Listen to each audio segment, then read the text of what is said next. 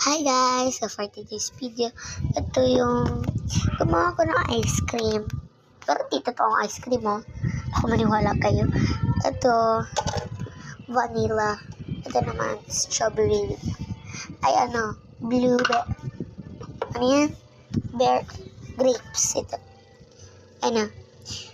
Kulay purple siya. Tsaka ilang beses ko niyang ginawang sarado ko lang. Yan. Tapos ito yung mga cups natin. Ito, 15 pesos kasi malaki siya. Ito naman, 10 pesos. Ito, 15 din. Ito, 20. Lapag ko lang. Stop ko na.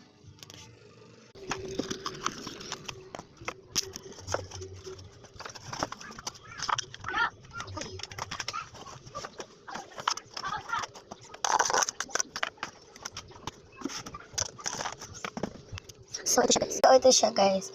So, naglagay na ako ng ventilador dito kasi ang init. So, ito yung ginagawa kong freezer.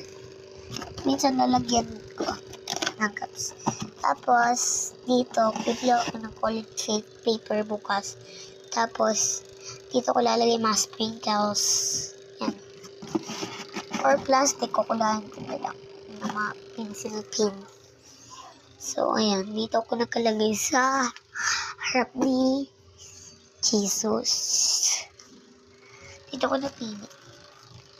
Kasi, ayoko dito pagalitan ako. Tsaka dito ko din naman ito lalagay. Cartoon yan. Dito ko naman siya nilagay. Cartoon yan ng bigay ni Mayor. Ayun Bagong Pilipinas. Ito, Bagong Pilipinas. Bagong Pilipinas. So, kailangan ko muna